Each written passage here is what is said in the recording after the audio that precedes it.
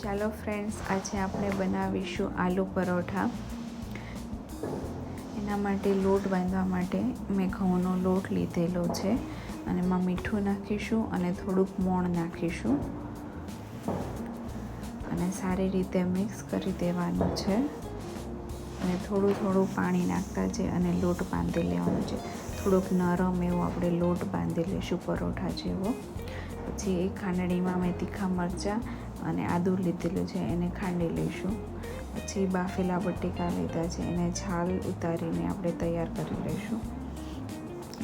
હવે એમાં આપણે તૈયાર કરેલી આદું અને મરચાંની પેસ્ટ નાખીશું, થોડા ધાણા નાખીશું, સ્વાદ મુજબ મીઠું નાખીશું, થોડું ધાણા જીરું પાવડર,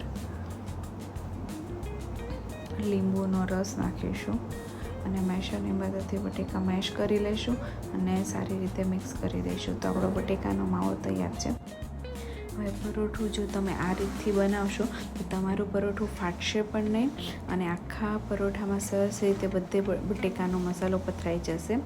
એક લોટ લઈ અને હાથથી જ આવી રીતે બને એટલું મોટું આપણે કરી લઈશું પહેલાં અને પછી વચ્ચે આપણે બટેકાનો મસાલો ઉમેરી લઈશું અને ધીમે ધીમે હળવા હાથથી કોરને પતલી કરતા જઈશું અને વચ્ચે લાવવાનું છે અને આખો બટેકાનો મસાલો કવર કરી લેવાનો છે અને વધારાનો લોટ કાઢી લઈશું. અને હવે સૂકા લોટમાં આપણે કરીને પછી હાથથી જ બને એટલું મોટું બનાવી દેવાનું છે. પહેલાં જેટલું હાથથી મોટું થાય એટલું હાથથી મોટું કરી લઈશું અને પછી હળવા હાથે ધીમે ધીમે પરાઠું આપણે વણી લેવાનું છે. તો તમે જોઈ શકો છો કે મારું પરાઠું ક્યાંયથી ફાટ્યું નથી અને બટાકાનો મસાલો સરસ રીતે સ્પ્રેડ થઈ ગયો છે. હવે લોટી ગરમ થઈ જાય ત્યારે આપણે પરોઠું નાખવાનું છે.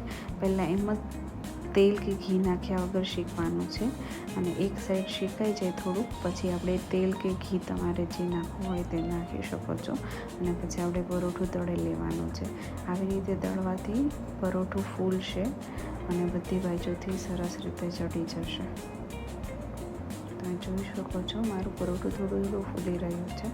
તો તૈયાર છે આપણા આલુ પરોઠા. એક વખત જરૂરથી ટ્રાય કરજો. આપણે એને ગ્રીન ચટણી અને કેચઅપ સાથે સર્વ કરીશું.